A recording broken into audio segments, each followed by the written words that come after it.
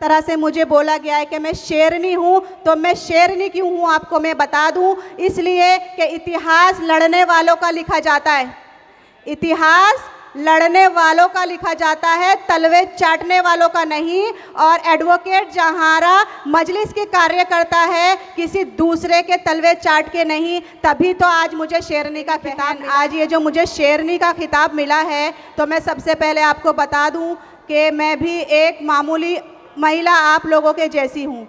मैं आपको बताऊं ये MIM की ताकत जहर देके दिखा सके। अगर जलगांव के अंदर सुलेमान को मारा गया, सुनो लाल टोपी पहनने वाले MLA, अगर मैं उस MLA की जगह होता तो ये बयान नहीं देता, मैं जलगांव जाता और उन जालिम लोगों के ऊपर FIR कराता और कहता कि जेल में बैठ के तुम हॉलीडे मनाओ। जोगेश्वरी के तमाम मुसलमान, हिंदू भाई, तमाम हर जातों मज़हब के लोगों, मैं आपके तरफ से हमारे दिल अजीज, हमारे सरपरस्त अकबर साहब का शुक्रिया अदा करता हूं। आपने इससे पहले हमसे वादा किया और ये अल्हम्दुलिल्लाह ये जोगेश्वरी की खुशकिस्मती है कि हमारे बीच अकबर साहब मौजूद है और इनकी मौजूदगी ये साबित करती है कि एडवोकेट जहांआरा 68 विनर और बहुत बहुत मेरे बड़े भाई का शुक्रिया, मैं इनका शुक्रगुजार हूं। और जोगेश्वरी के तमाम लोगों से अकबर साहब आपका बहुत बहुत शुक्रिया। आप लोगों ने आप आके हम जैसे लोगों की हौसला अफजाई करी, हम इसका बहुत बहुत शुक्रिया, बहुत बहुत शुक्रगुजार है। अस्सलाम वालेकुम। आइए अब मैं बिला ताखीर मैं इस शेर पर मजलिस इत्तेहादुल मुस्लिमीन के एक वफादार मेंबर फिरोज रहमानी साहब को इस शेर पे आवाज़ दे रखा हूँ। इसी मुंबई की सरजमीन पर एक छोटी सी बच्ची, नन्ही सी बच्ची, उसका बलात्कार किया गया। हैवानियत का कोई तलबगार ना होगा, हैवानियत का कोई तलबगार ना होगा, जालिम का कोई तरफदार ना होगा। फांसी का कानून लगा दो। और देवेंद्र फडणवीस साहब, मुंबई महाराष्ट्र के अंदर फांसी का कानून लगा दो, मुंबई महाराष्ट्र के अंदर एक भी बलात्कार ना होगा। माइक पर फिरोज रहमानी साहब।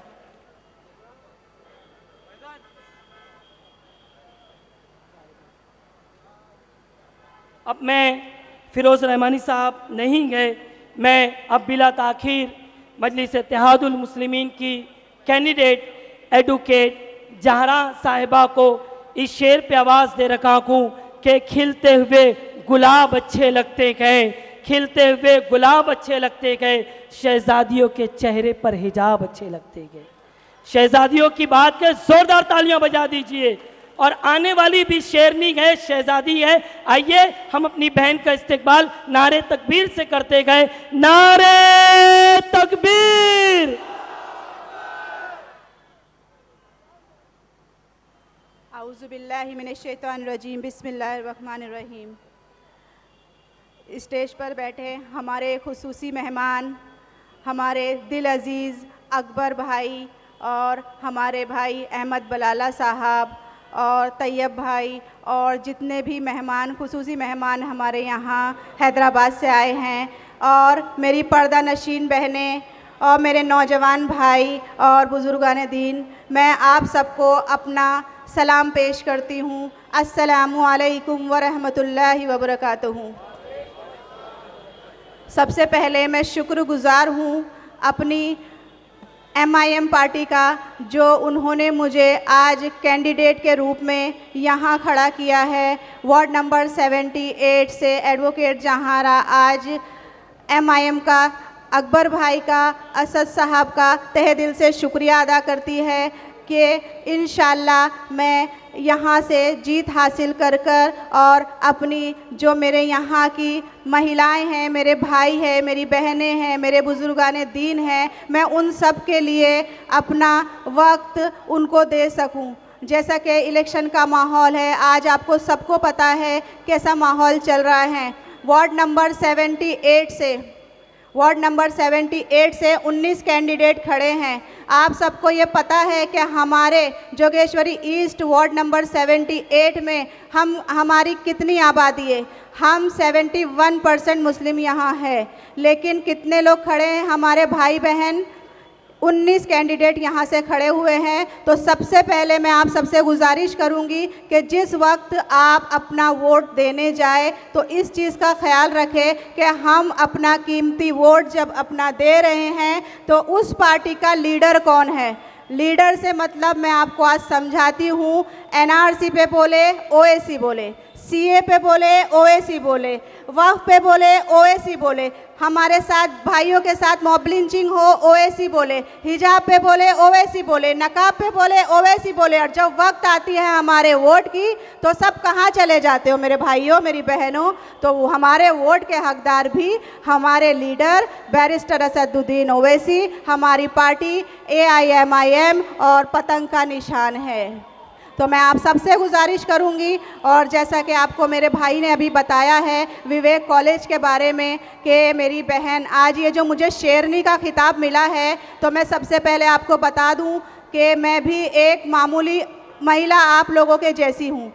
मैं आपको बताऊं ये MIM की ताकत क्या है, मैं आपको बताऊं ये हरे रंग की ताकत क्या है। ये हरे रंग की ताकत ये है कि जिसने मुझे आज शेरनी का खिताब दिलवाया है। मैं आपको बता दूं ये हरे रंग की ताकत ये है कि मैं गैरों के बीच में अपनी बहन के अपने हिजाब के हिफाजत के लिए बैठी थी। ये MIM की ताकत है, और ये ताकत हमें हरे रंग से मिलती है। जो लोग ये बोलते हैं कि हिंदू राष्ट्र है, हमें हिंदू राष्ट्र बनाना है, तो मैं उनको बता दूं कि ये जितना हरा है, जितना भगवा है उतना हरा भी है। तो इसको आप बांटो नहीं। हम हिंदू मुसलमान की तहजीब है, हम भाईचारे में रहते हैं, हम आपसी मोहब्बत में रहते हैं। जो ये बीजेपी के दलाल और बीजेपी के लोग यहाँ बैठकर हमको बांटने की कोशिश कर रहे हैं, वो सुन लो, हमको ना बांटो, हमको ना बांटो, ना हमें जगाओ और हमको ना छेड़ो। जिस तरह से आप हमें छेड़ रहे हो, हमारी बहनों के हिजाब को खींच रहे हो, आपको हिजाब से और नकाब से तकलीफ़ बताइए हमें क्या है,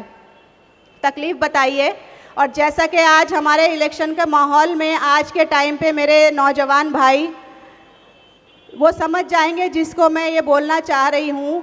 जो मुझे ये बोल रहे हैं कि अगर आपा हम मजलिस में आएंगे तो हमको क्या मिलेगा, तो मैं उनको बता दूं कि मजलिस में आने के बाद जो इज़्ज़त आपको मिलेगी ना वो कहीं और नहीं मिलेगी, ये याद रखना। और दूसरी बात ये है, कुछ औरतें मुझसे बोलती हैं कि हम मजलिस में क्यों जुड़े, तो मैं उनको बता दूं जो इज़्ज़त मजलिस में है वो कहीं नहीं है। और दूसरी बात, जिस तरह से मुझे बोला गया है कि मैं शेरनी हूँ, तो मैं शेरनी क्यों हूँ आपको मैं बता दूं। इसलिए कि इतिहास लड़ने वालों का लिखा जाता है, इतिहास लड़ने वालों का लिखा जाता है, तलवे चाटने वालों का नहीं। और एडवोकेट जहारा मजलिस के कार्य करता है, किसी दूसरे के तलवे चाट के नहीं। तभी तो आज मुझे शेरनी का खिताब मिला है। तो मैं अपनी बहनों से भी बोलना चाहूँगी, मैं अपनी बहनों से भी बोलना चाहूँगी, मेरी बस्ती की जितनी महिलाएं हैं मेरे लिए शेरनी है।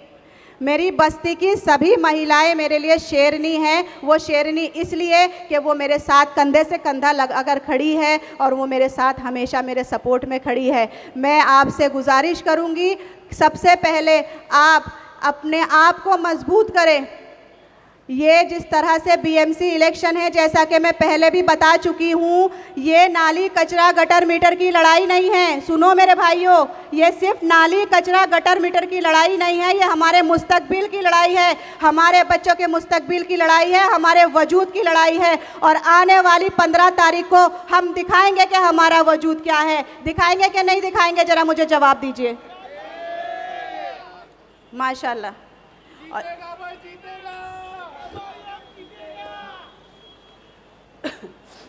जैसे कि आप अभी जानते हैं नकाब का जो मसला उठा है, तो मैं सबसे पहले मोदी जी से पूछना चाहूँगी कि मोदी जी, क्या आप हमें सिखाओगे कि हमें क्या पहनना है? क्या आप हमें सिखाओगे कि हमें क्या खाना है? क्या आप हमें सिखाओगे कि हमें कहाँ जाना है और कहाँ नहीं जाना है? आपको हमसे तकलीफ़ तो बताओ क्या है? तकलीफ बताओ हमसे क्या है। कभी हमारे हिजाब खींचे जा रहे, कभी हमारे भाइयों को, दाढ़ी वालों को परेशान किया जा रहा है, कभी टोपी वालों को परेशान किया जा रहा है, कभी हमें नमाज से रोका जा रहा है। तो हमसे तकलीफ क्यों है? जहाँ इलेक्शन का मुद्दा आता है तो आप बेरोज़गारी पे बात करो, आप बच्चों की एजुकेशन पे बात करो, मगर आप सारे मुद्दों से हटकर आपको मुसलमान दिखता है, आपको नमाज दिखती है, आपको अजान दिखती है ना। आज सभी देख रहे हैं क्या हो रहा है हमारे साथ। और जैसा कि हमारे नगर सेवक का इलेक्शन है अभी, और आपने पिछले नगर सेवक को देख चुके हैं कि हमारे लिए उसने क्या काम किया, सबको पता है ना क्या काम किया। गुस्ताख रसूल की गोद में जाकर बैठ गया, जवाब दो बैठा ना, तो आप उससे क्या उम्मीद करोगे? जो हमारे गुस्ताख रसूल की गोद में जाकर बैठा, क्या हम अपना कीमती वोट उधर देंगे? जो साइकिल चला रहा है वो हमें बोलता है पाकिस्तान चले जाओ, तो हम उसको वोट देंगे? जो हमारे हिजाब खींच रहा है, हमारे ऊपर पंजे छाप रहा है, क्या हम उसको वोट देंगे? हमें मजलिस की ताकत को मजबूत करना है, ये हमारे वजूद की लड़ाई है। मैं बता रही हूँ मेरे नौजवान भाइयों, आप खाली मुझे इतना बता दो, जो भाई मुझसे सवाल कर रहे थे कि हमें मजलिस में आके क्या मिलेगा, तो मुझे एक बात बताइए, क्या आप भाइयों के रहते हुए हम अब बहनें क्यों सेफ नहीं हैं? आप भाइयों के रहते हुए क्यों नहीं है पता है? क्योंकि इलेक्शन के टाइम पे जो मेरे भाई लिफाफा लेते हैं ना, इस वजह से हम सेफ नहीं हैं। ये जो लिफाफा है ना, आप हमारे हिजाब की कीमत लेके, और आप मुझे ये जवाब दीजिए, जब मैं गोरे गांव में बैठी थी तो ये आपके लिफाफों का सिला था जो मेरी बहनों के हिजाब खींचे गए, ये आपके लिफाफे लेने का सिला था जो हमारे नकाब को हमें बेनकाब किया गया। ये हम आप लोगों के लिफाफे लेने का सिला है जो आज हमारी बहन को स्टेज पर बुलाकर वहाँ के बीजेपी के नेता ने हमारी बहन का नकाब खींचा। ये उसके ज़िम्मेदार भी आप लोग हो। उसके ज़िम्मेदार इसलिए आपको ठहरा रही हूँ क्योंकि जब इलेक्शन आता है, एक लिफाफे में क्या आपके 5 से 7 साल पूरे निकल जाते हैं? आप मुझे ये जवाब दीजिए। क्या एक लिफाफे में आपके 5 साल गुजर जाते हैं?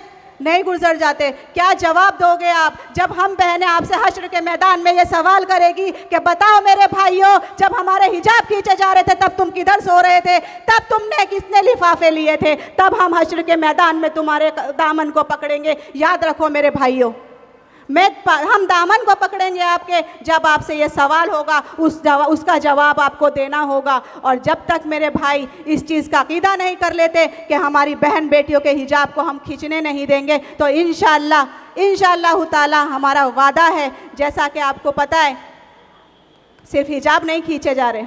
अभी आपको मैं बता दूं, जैसा कि मैंने पिछली बार भी बताई थी, हमारे इस्माइल यूसुफ कॉलेज का, मेरे नौजवान भाइयों को सबको पता होगा, अच्छा होगा कि यह खबर झूठी हो, जैसा कि मुझे पता चला था कि वहाँ नमाज़ पढ़ने नहीं दी जा रही है। तो मेरा आप भाइयों से भी वादा है, ये बहन वादा करती है आपसे, अगर मुझे पता चला इस्माइल यूसुफ कॉलेज में मेरे नौजवान भाइयों को, मेरे बुज़ुर्गों, हम मुसलमानों को नमाज़ पढ़ने से रोका जा रहा है, खुदा की कसम मैं वहाँ ये नहीं देखूँगी कि मैं अकेली महिला बैठी हूँ, मैं वहाँ भी भूख हड़ताल करूँगी और आपको वहाँ पर नमाज़ पढ़ने की इजाज़त दिलवाऊँगी।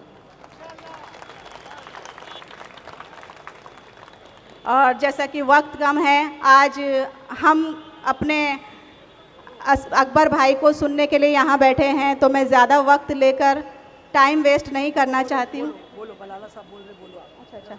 हाँ, तो अभी जैसा कि हमारे मुद्दे हैं, मैं आपको बता दूँ, एज आ कॉरपोरेशन, एज आ नगर सेवक, जो मुद्दे मेन होते हैं मैं आपको वो समझाना चाहती हूँ। जो लोग आपसे बड़े बड़े वादे कर रहे हैं, तो सबसे पहले मैं ये बता दूँ कि ये नगर सेवक का इलेक्शन है, तो इतने बड़े बड़े वादे ना करके ना, जो हम नगर सेवक, जो हमारे नगर में हम कर सकते हैं, जो हमारी बस्ती में हम कर सकते हैं, हमको वो वादे करने। एज आ एडवोकेट मैं आपको ये बता दूं, इलेक्शन का रिज़ल्ट जो भी आए, मुझे अल्लाह से उम्मीद है, मेरे भाइयों से, मेरी बहनों और मेरे बुजुर्गान दीन से उम्मीद है कि इंशाल्लाह अच्छा आएगा। मगर मैं इसको भी एक्सेप्ट करती हूँ, जो भी आए, आने वाले टाइम पे आपको पता है SIR आने वाला है। एज आ एडवोकेट मैं और मेरी टीम रात दिन एक करके आपके लिए, आपके डॉक्यूमेंटेशन को प्रॉपर करने के लिए खड़ी रहेगी। क्या आपके यहाँ 19 कैंडिडेट में से कोई ऐसा है जो आपके डॉक्यूमेंटेशन को प्रॉपर कर सके? मुझे जवाब दीजिए। एज आ एडवोकेट मैं ये चीज़ कर सकती हूँ, मैं अपने भाइयों के बहनों के डॉक्यूमेंटेशन में जो भी मुझसे होगा मैं वो कर सकती हूँ। और दूसरा कि जैसे सब बोल रहे बिल्डर लॉबी आ गई है, हमने भाड़ा दिलवा दिए, तो मैं उनको जवाब दे दूँ कि जब भाड़ा आपने दिलवाए तो फिर हाई कोर्ट क्या कर रहा था? कोई भाड़ा नहीं दिलवा रहा है मेरे भाइयों, ये आपको बहलाया जा रहा है, ये भाड़े नहीं मिल रहे। ये जो अमाउंट से अकाउंट में था तो ये कोर्ट ने रिलीज़ किया है 75,000 रुपीज़। तो मुझे बताइए 75,000 रुपीज़ का एक राउंड फिगर तो होता नहीं है, 14,000 रुपये महीने के जो भाड़ा मिल रहा है तो उसके हिसाब से कितना हो रहा है? 4 साल का भाड़ा रुका हुआ है, गलत तो नहीं बोल रही हूँ? तो 75 रुपीज़ आप 75,000 दिलवा कर भाड़ा दिलवा दिए बोल रहे हो, तो वो उनको मैं बोलना चाहूँगी कि जो ये अनाउंसमेंट कर रहे हैं ना भाड़ा दिलवा दिए, तो मैं कोर्ट का ऑर्डर साथ में लेकर आई हूँ, वो आए और मेरे साथ डिबेट पे बैठे कि भाड़ा आपने दिलवाए कैसे। जब भाड़ा आप दिलवा रहे हो तो फिर कोर्ट क्या कर रही है? ये मैं आपको बता दूं, ये कोर्ट ने अमाउंट रिलीज़ किया है, ये किसी ने भाड़ा नहीं दिलवाया है। आपको बहलाया जा रहा है, आपको बरगलाया जा रहा है। जब आपको इलेक्शन के 10 दिन पहले भाड़ा दिलवाया जा रहा है, तब वो लोग किधर थे जब हमारे यहाँ पे लोग फांसी लगा रहे थे? तब वो लोग किधर थे जब हमारे यहाँ के लोग फिनाइल पी रहे थे? तब वो किधर थे जब हमारे यहाँ की महिलाओं को घर से बाहर किया जा रहा था? तब वो लोग किधर थे? आज वो भाड़ा दिलवा रहे 10 दिन पहले। तो वही बात फिर आ गई है, ये 75,000 का लिफाफे का लालच दे रहे हैं। समझे मेरी बात को आप लोग? और दूसरा जो मुझे बोल रहे हैं कि मैं जो विवेक कॉलेज में जाकर बैठी पॉलिटिकल स्टंट था, तो एक बात मेरे भाई है जो हमारे बस्ती के जिम्मेदार जो मुझे पॉलिटिकल स्टंट बता रहे हो, तब वहाँ मैं गैरों के बीच में बैठी थी जहाँ वहाँ नारे लगाए जा रहे थे, मुझे नंगे पैर खींचकर लेके जाया जा रहा था, तब तुम लोग अपनी राजनीति रोटियां सेकने क्यों नहीं आए? आप भी ले लेते ना ये पॉलिटिकल स्टंट का फ़ायदा। तब तो हम महिलाओं को वहाँ अकेला छोड़ दिया गया, तब कोई जिम्मेदार बस्ती का नहीं दिखा। और आज मुझे बार बार बोला जा रहा है कि हिजाब नकाब कर रही है। करूँगी और लड़ूंगी और संविधान के दायरे में रहकर अपने हक को छीन कर लेके आऊँगी।